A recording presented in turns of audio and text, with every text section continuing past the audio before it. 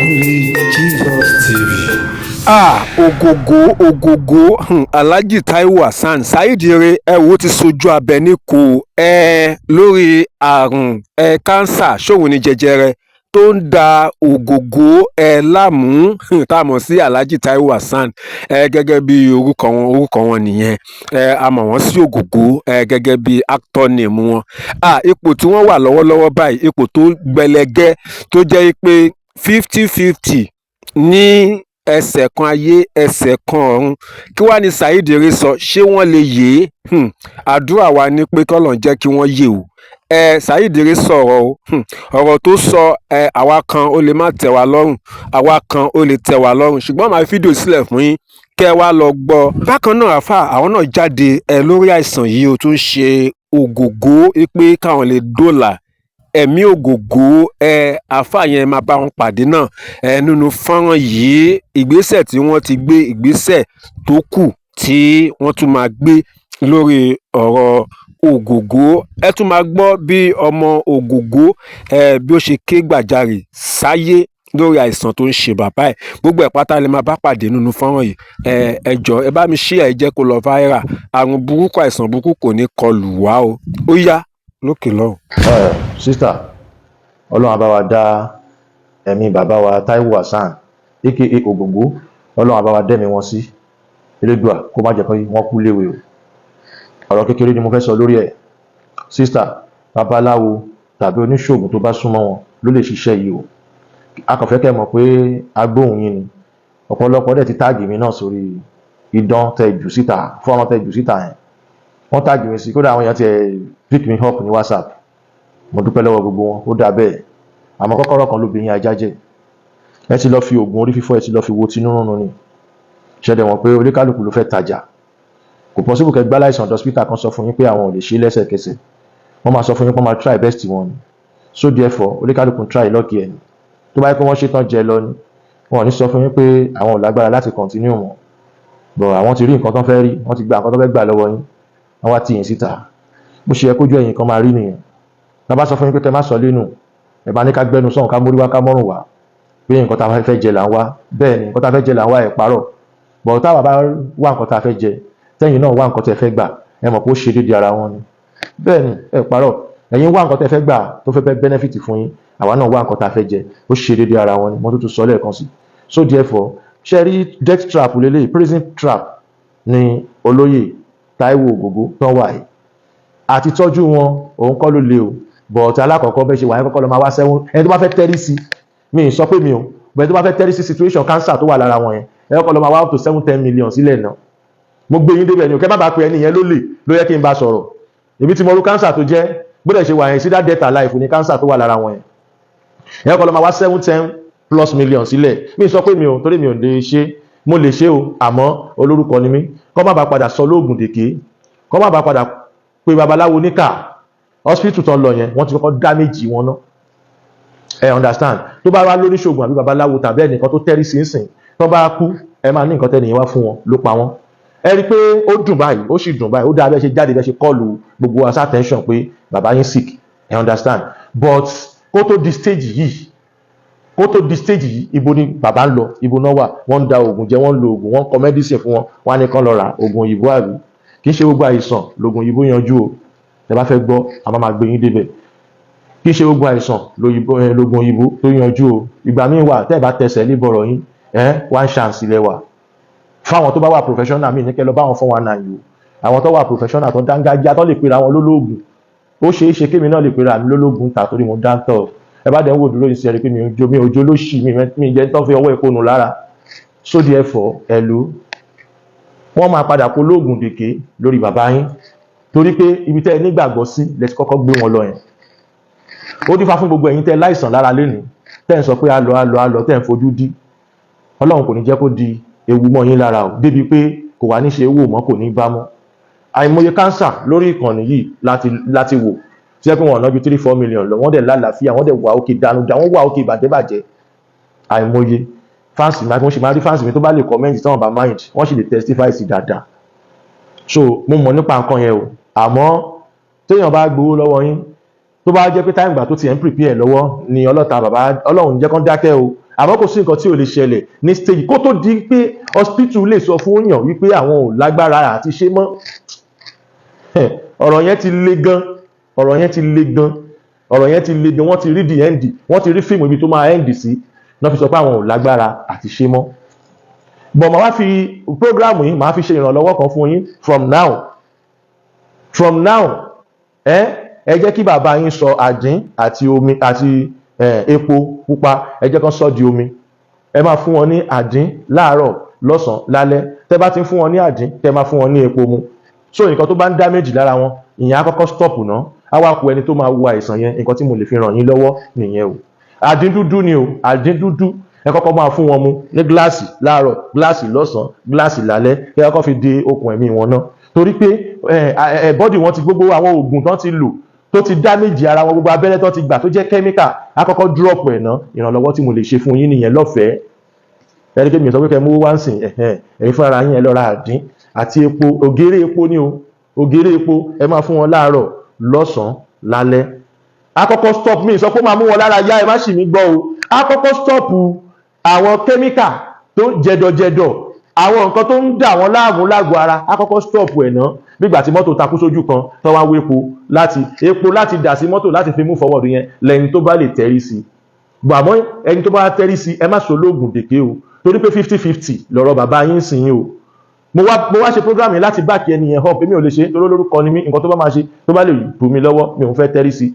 Àmọ́ ẹni tí ó bá máa ṣe ẹ má sọ lóògùn dèké o, ó fẹ́ bá yín try possible best ni o. Ẹ understand? Torí tí bàbá yín bá lọ ṣe lò nǹkan bẹ́yẹn tó bá lọ tọ́lọ́ta wọn bá lọ dákẹ́, ìsídá dákẹ́ ọ̀kan survive ẹ̀ ni. So ẹ má sọ pé ìgbà táwọn babaláwo dé ó fún dádì wa lóògùn ní dádì wa wá kó ẹgbà wá ẹ mọ̀ pé ẹ pariwo hospital jáde ń sìn. Ó bá jẹ́ pé strategy religion lẹ tún máa lò láti bú àwọn babaláwo tàbí àwọn oníṣègùn tó bá fẹ́ ṣiṣẹ́ yẹn, òun ló yẹ kí n tètè jáde sọ̀rọ̀ yìí. Bó tó di pé hospital lè reject nǹkan, wọ́n ti reject nǹkan bẹ́ẹ̀ fún sister wa kan nílùú òyìnbó bẹ́yẹn náà rí. Tán gbé wá sọ́dọ̀ mi, wọ́n kàn mẹ́sẹ̀jì mi ni láti abroad, àbúrò wọn ọkùnrin ló mẹ́sẹ̀jì mi. Mo dẹ̀ surprise fún wọn bá wọn ṣiṣẹ́ yẹn. Wọ́n lò ó, wọ́n try possible best wọn díẹ̀, wọ́n sì padà lò 2 years káàtì yẹn tó lọ. Nǹkan àìsàn tó bá ti wà lára yín, owó tẹ́ fẹ́ gbé lọ ọ̀run, tẹ́ fẹ́ lọ ná lọ́run, tẹ́ di akágàn, tẹ́ dì mápò, tẹ́ fẹ́ ná yẹn, tó bá wù yín, tẹ́ má tọ́jú àìsàn ara yín kó tó di pé worst to this stage. Pẹ̀lú àṣẹ àtagbára Ọlọ́run lọ́la ọ̀la a ti ń process àgbo cancer tá a máa send sí ní ọ̀la. A máa send sí lọ́la because cancer tí ó sì aláàjì wa Táíwò Hassan Ògògó stage 4 ni wọ́n pè.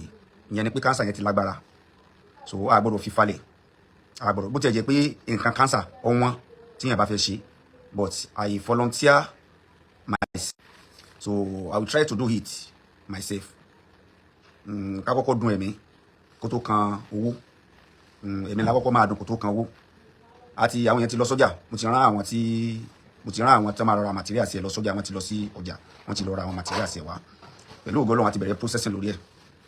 Àwọn tó jẹ́ kí n wá sí live ojú pé ó láwọn ìkìlọ̀ kan tí mo fẹ́ sí fún àwọn tí wọ́n bá wà ní ìtòsí Alhaji wa Táíwò Hassan. Ẹ dákun ẹ bá mi share fídíò yìí kó kan àwọn family Alhaji wa Táíwò Hassan lára. Ó láwọn ìkìlọ̀ kan tí mo ṣe tó jẹ́ pé ẹni tó bá ní cancer ní láti ṣọ́ra fún. Mo dẹ̀ fẹ́ dáhùn question àwọn èèyàn tí wọ́n béèrè pé kí ni ń fa cancer gan. Ní tí ń fa cancer pọ̀ o, màá dẹ̀ dáhùn little, màá sọ díẹ̀ nínú tí ń fa cancer so that ẹni tí ò sí ní á lè ṣọ́ra. Ṣùgbọ́n ẹni tí màá kọ́kọ́ bá sọ̀rọ̀ ni ẹni tí ó ti ní presently, ìyẹn Alhaji wa Táíwò Hassan Ògògó. Àwọn nǹkan tí wọ́n ní láti kọ́kọ́ ṣọ́ra fún báyìí, àwọn tí wọ́n wà lọ́dọ̀ wọn ká kọ́kọ́ ṣọ́ra fún wọn, ká má jẹ́ kí wọ́n jẹ anything carbohydrate, ẹni tí cancer fẹ́ràn jù ó ní carbohydrate. Gbogbo ohun tó bá ti jẹ́ pé end result yẹ lára carbohydrate ni, ó máa jẹ́ kí cancer ó máa spread lọ síbi ẹ̀mí ni. Ẹ dákun ẹ bá mi jẹ́ kí fídíò yìí kó kan àwọn family Alhaji wa Táíwò Hassan lára. Oúnjẹ tán bá máa fún wọn kó máa involve carbohydrate. Gbogbo àwọn drinks, gbogbo àwọn carbonated drinks ká má fún wọn mu, ká dẹ̀ má fún wọn ní carbohydrate food jẹ lásìkò yìí. Torí pé àìsàn cancer, we don't cure it, we fight it. We don't cure it, but we fight cancer. Nínú tó sì máa ń fa àìsàn yìí fún ẹni tí ò tíì ní, ẹni tí ò tíì mú, ẹni tó bá máa ń tobacco use ẹni tó bá máa ń fa sìgá ó kẹ́ni kí gbogbo ẹni tí bá máa ń fa sìgá ó ṣọ́ra torí pé ẹni tí bá ń mu sìgá ó ń kọ lẹ́tà sí cancer. Al-wiqaya khairun min al-ilaj. Prevention is better than cure. Gbogbo wọn tó bá máa mu sìgá you have to be very very careful kó má bàa ní àìsàn cancer. So ẹlẹ́ẹ̀kejì òun náà ni radiation a máa fa cancer. So ẹni tí bá ti máa ń yí òòrùn jù ẹni ó bá ti máa ń pẹ́ nínú òòrùn jù iṣẹ́ tó bá ń ṣe tó bá ti jẹ́ pé òun pẹ́ nínú òòrùn jù ó lè fa cancer o. Certain infections àwọn infection ara àwọn staphylococcus kíní kan human papillomavirus HPV àwọn olóyìnbó ti mọ ní tí mo ń sọ yẹn human papillomavirus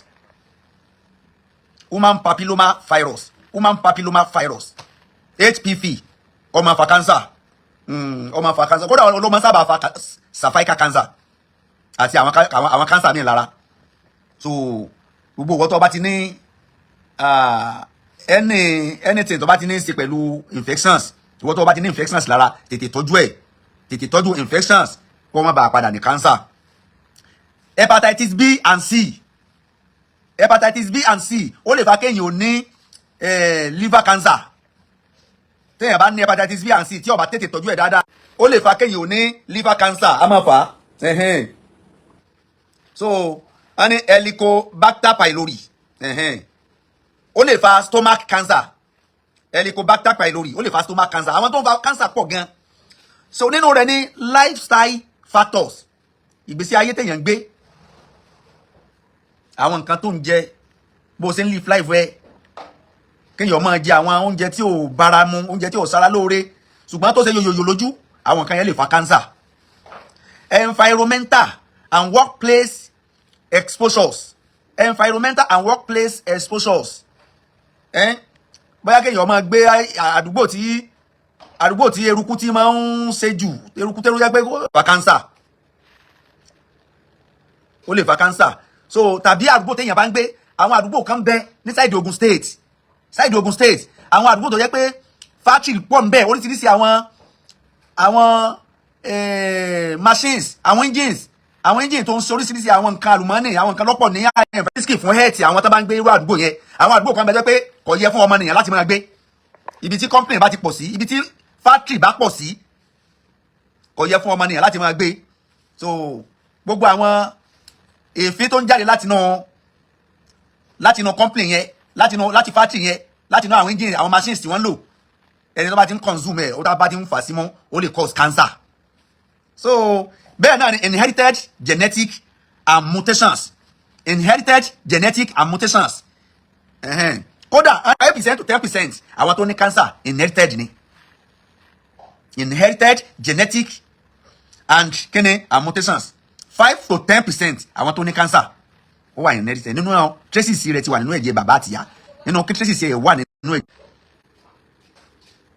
So ó gba àwọn nǹkan yìí gbogbo tó ń kọ̀ sí cancer nìyẹn gbogbo tó ń kọ̀ sí cancer pọ̀ díẹ̀ láti sọ yẹn. Ṣùgbọ́n bàbá wa tí wọ́n tọ́lọ́ ń kádàrá tí wọ́n ní challenges sí cancer yìí pẹ̀lú abẹ́lọ́n fún wọn nínú àánú rẹ̀ gbogbo tá a bá ṣe fún wọn Ọlọ́run jẹ́ kó bá wọn lára mọ́. Ṣùgbọ́n ó ká má lo àlòlù àgbo táwa fẹ́ gbé lọ fún wọn tó bá jẹ́ pé wọ́n ti ní àwọn àgbo míì nílẹ̀ táwọn èèyàn ti gbé wá fún wọn kí wọ́n jẹ́ ká tètè mọ̀ káwa lè step back títí tí wọ́n á fi lo àwọn àgbo tí wọ́n bá fún wọn tán. Tí wọ́n bá ti lo àwọn àgbo wọn ní tán àwa ó ṣe kíni àwa lè padà gbé tọ̀dọ̀ wa ránṣẹ́ sí wọn. Torí pé àlòlù tí wọ́n lo ọ̀tọ̀ ní àgbo wọ́n lo àgbo he láàárọ̀ wọ́n lo àgbo bí lọ́sàn wọ́n lo àgbo sí lálẹ́ tí cancer ń bá lọ báwo la ṣe fẹ́ mọ àgbo eléyìí tó ṣiṣẹ́ nínú mẹ́tẹ̀ẹ̀ta.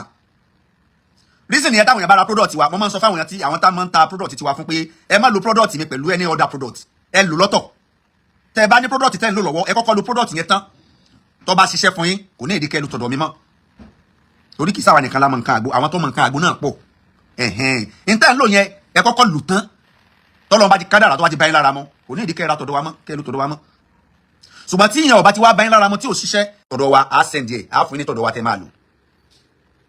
Tọ́lọ́run bá ti ní kí tọ̀dọ̀ wa náà ó ṣiṣẹ́ so kò ní ìdíkẹ́ ra míì mọ́ nìyẹn ìgbà tí òun náà bá ti ṣiṣẹ́ ẹ̀ tó ń ra míì níbò míì nìyẹn ṣùgbọ́n kẹ́ wá máa lo oríṣi àgbo èèyàn ọ̀tọ̀ọ̀tọ̀ àgbo èèyàn mẹ́ta èèyàn mẹ́fà àpágbó wa ẹ wá ń lu papọ̀ mọ́ra wọn èmi ò kí ń láìkí irú nǹkan báyẹn so àgbo bàbá wa Ògògó àgbo cancer tá a máa send sí wọn àti ń bá wọn prepare rẹ̀ lọ́wọ́ Ọlọ́run ti ṣeun powder kan bẹ tó jẹ́ pé kò ṣeé sáré prepare àárín 2 weeks la fi máa ń ṣe ìyẹn wà nílẹ̀ lọ́wọ́lọ́wọ́ a ní nílẹ̀ tó rà ti ṣe sílẹ̀ àmọ́ irú àwọn powder tó bá jẹ́ pé kò ṣeé sáré ṣe báyẹn a máa ń prepare rẹ̀ sílẹ̀ Ọlọ́run ṣe ó wà nílẹ̀ àwọn liquid tá a fi máa bá wọn mix ẹ̀ papọ̀ nìkan wọ́n ti lọ ra àwọn liquid yẹn wá a máa mix ẹ̀ papọ̀ lénìí a dẹ̀ máa make sure pé I get to them a máa try to get to him by tomorrow àwọn family wọn ti ìyàn kan ti Alhaji wa Kìlání láti Canada àbí US ni wọ́n wà Ọ̀túnba so wọ́n ti send link wọn sí wa so a máa mọ bí a sì máa rí wọn bá sọ̀rọ̀ tágbò yẹn fi máa dọ́dọ̀ wọn ṣùgbọ́n àgbo wa tó bá jẹ́ pé wọ́n ti rí àwọn àgbo míì tí wọ́n ń lò wọ́n lè sáré lo àgbo wa wọ́n gbọ́dọ̀ lo àgbo wa mọ́ àgbo ẹlòmíì kan lo àwọn àgbo tí wọ́n bá ti fún wọn ká kọ́kọ́ lò tán ká tó lo àgbo wa bó bá jẹ́ pé wọ́n ti rí àgbo kankan nìkan kò tí ì fi àgbo kankan sẹ́wọ́ sí wa àwọn gbé àgbo lọ sí fún wọn lọ́fẹ̀ẹ́ a sì ní gba nǹkan kan lọ́wọ́ wọn títí tí wọ́n fi lo àwọn nǹkan wa tán tọ́lọ́run bá ti wá kádàrá tí ó bá ti bá wọn lára mu abẹ́lọ́n gbogbo tí a bá fún wọn kọ́lọ́run jẹ́ ó bá wọn lára mu tó bá ti bá wọn lára mu pẹ̀lú ògo Ọlọ́run àwọn aṣọ yìí tá a máa gbà lọ́wọ́ gbogbo ọmọ Nàìjíríà àmọ́ pé kí àwọn náà san ọmọ Nàìjíríà ni ó san. so àwọn aṣọ tá a fẹ́ gbà fún wọn so pẹ̀lú ògo Ọlọ́run ọba ò ní fi àìsàn sí wọn kò ní fa àìsàn sẹ́ni kọ̀ọ̀kan wa so àìsàn yìí ṣe tí èèyàn máa ń dín mọ́ra especially cancer stage 4 ó ti wà stage 4 so pé wọ́n ní wọn mọ̀ ó lè ṣẹ̀bẹ̀ láti yọ rárá yóò ti máa fún wọn ní sign tipẹ́ kó kí cancer tó wọ stage 4 kó tó wọ stage 4 nínú ara á ti máa fún wọn ní sign tipẹ́ torí ẹ̀ la fi máa ń sọ fún èèyàn wa tẹ́ wá ti ń rí sign kan lára rẹ̀ tètè lọ sí test ẹ tètè máa ṣe test àgọ́ ara yín once in a while tẹ́ ẹ̀ bá lè máa ṣe test every 6 months ẹ make sure pé ẹ ṣe test every year lọ́dọọdún tó o bá ti lè máa ṣe test ní every 6 months make sure pé o ṣe test every year lọ́dọọdún ó dáa púpọ̀ so wà lè máa mọ stage tí ara rẹ wà wà á mọ ipò tí ara rẹ wà ipò tí àwọn internal organs rẹ àwọn tí ń bẹ nínú ikùn rẹ ipò tó wà so wà lè máa mọ kí ni tó kù tó fẹ́ lò wà lè tètè gbàjáde sọmọ aráyé ẹni ọmọ yìí ẹni tọmọ yìí ní tẹ́mi mọ́ ẹlòmíì ọmọ ní tẹ́lòmíì mọ́ èmi ọmọ ṣùgbọ́n tó o bá tètè kí àwọn kan ò lówó ṣùgbọ́n ní tí wọ́n ní ó jowó lọ́wọ́ ó lè save olówó àwọn kan ò lówó lọ́wọ́ ṣùgbọ́n tẹ́lòmíì ní tí ń bẹ lọ́wọ́ rẹ̀ ẹni tó ní billions nílé ẹni tí ò ní nǹkan kan ní tí ń bẹ lọ́wọ́ rẹ̀ ó dẹ̀ máa save life ẹni tó ní billions lọ́wọ́ so torí ìdílé yìí wọ́n ti lọ bá wa gẹ́ẹ̀tì àwọn nǹkan tí àwọn liquid torí liquid mẹ́ta ni la fi máa mix powder yẹn liquid mẹ́ta yẹn oyin gidi bẹ́ẹ̀ oyin ògidì ló jẹ́ oyin gidi bíi 2 litres so bíi 2 litres wọ́n ti àti so àwọn àtàwọn nǹkan materials tó kù tó jẹ́ liquid wọ́n ti lọ gẹ́ẹ̀tì wa so a máa mix ẹ̀ papọ̀ lénìí a máa mọ bá a ṣe máa send ẹ̀ sí wọn lọ́la ṣùgbọ́n kí wọ́n stop láti máa jẹ ẹni carbohydrate kí wọ́n má jẹ́ kán jẹ carbohydrate títí tán fi lo tára ó fi yá wọn àgbọ̀dọ̀ jẹ́ kán fẹ́ nu carbohydrate mọ́ nínú tó lè tètè pa cancer tí ń bẹ nínú ara òun ni kẹ́ cancer ò má di carbohydrate torí oúnjẹ cancer ni carbohydrate bẹ́ẹ̀ ni oúnjẹ tí cancer gẹ́gẹ́ máa ń jẹ nínú ara òun ni carbohydrate so ẹni tí cancer bá wá mú tí bá ń jẹ carbohydrate irú ẹni yẹn cancer yẹn tètè máa pa ṣùgbọ́n tẹ́ni yẹn ò bá ti jẹ carbohydrate so bí kò so ẹran mọ́lẹ̀ bí kẹran àbí bí kéèyàn ò ní ẹran lọ́dọ̀ kọ́ mọ́ fún ẹran yẹn lóúnjẹ if you want to starve your cancer into death stop eating carbohydrate gbogbo ẹni tó bá ní cancer lára kọ́ má jẹ carbohydrate títí tí cancer yẹn fi máa lọ tó o bá ti jẹ carbohydrate mọ́ wà wá bẹ̀rẹ̀ sí ní máa lo àwọn oògùn tó jẹ́ àwọn oògùn cancer wà á máa lo àwọn oògùn tó jẹ́ àwọn oògùn cancer so ẹ bá sọ fún bàbá wa Alhaji wa Taiwo Hassan Ogogo gbogbo àwọn tí wọ́n wà lọ́dọ̀ wọn ká má fún wọn ní carbohydrate jẹ ká má fún wọn ní carbohydrate mu anything involve carbohydrate ká má jẹ́ kí wọ́n fẹnu kàn àwọn herbs tí a bá wá send sí wọn wọn á kàn make sure pé kán máa lo herbs yẹn dáadáa wọn á máa lò láàárọ̀ lọ́sàn lálẹ́ àárọ̀ ọ̀sán alẹ́ ni wọn á máa lò pẹ̀lú àṣẹ àtagbára Ọlọ́run ó lò ní sábàbí fún wọn yóò jẹ́ kó bá wọn lára mu àní àìsàn yẹn tí ilé tó wáyé Ọlọ́run ọba ibi tó gbà jáde Ọlọ́run ọba lé ibi ó gbà wọlé Ọlọ́run lè jáde kó lára wọn tó bá wá kó lára wọn kò ní bọ́ sí ara ẹnì kọ̀ọ̀kan wa Ọlọ́run máa fi sọ́ọ̀sì ẹnì kọ̀ọ̀kan wa o àní ṣàìsàn o assalamu alaikum warahmatullahi wabarakatuh. Hello everybody, good evening. I'm here to ask for help for my daddy. He has cancer and it's really, really bad. And the hospitals are refusing to treat him. At least, please, give this man a chance. Nobody wants to do anything. Why not yet ask for money? Nobody's asking for money, but please, If you know somebody that knows somebody that can help. This man has a strong will to live. You see him, you can't even know that something is wrong that bad. It's just starting to show. We didn't even know until like 3 weeks ago. So please, I'm begging you. If you know somebody that knows somebody that will be willing to treat him, anything, we're willing to try anything. Please, we're not here to ask for money. Nobody's here to ask for money. My big uncle has helped Yayi. He has been of great help. Like nobody even knew that he would show up for us this way. But if he's willing to do anything, but please, if you know somebody that knows somebody that will be willing to treat him, I would really appreciate it. Please, I can't watch my daddy die. I can't. Please, please. tó ẹ ṣe gbogbo àtàdìjọ wo fídíò yìí Saheed Ere ti sọ̀rọ̀ ó sì pè wọ́n sí àwọn àkíyèsí tó ṣe pàtàkì nípa kánsà tó ń ṣe ògògó. Bákan náà àfáà yìí náà ti sọ̀rọ̀ náà àwọn ìgbésẹ̀ tí wọ́n ti gbé tó jẹ́ pé láìpẹ́ wọ́n máa kàn sí wọn. Kí làwa náà rí sí fídíò yìí? Àmọ̀ràn wo lẹ fẹ́ gbà wọ́n tàbí àdúrà wo lẹ fẹ́ fi ránṣẹ́ sí wọn? Ẹ ṣé, yóò dára fún wa. Ẹ bá wa share o kó tètè kan ẹbí wọn lára. A ò ní fọjọ́ ọlọ́jọ́ lọ, àìní fàìsàn ló gbà o. Láìpẹ́ á tún padà wá ní àlàáfíà.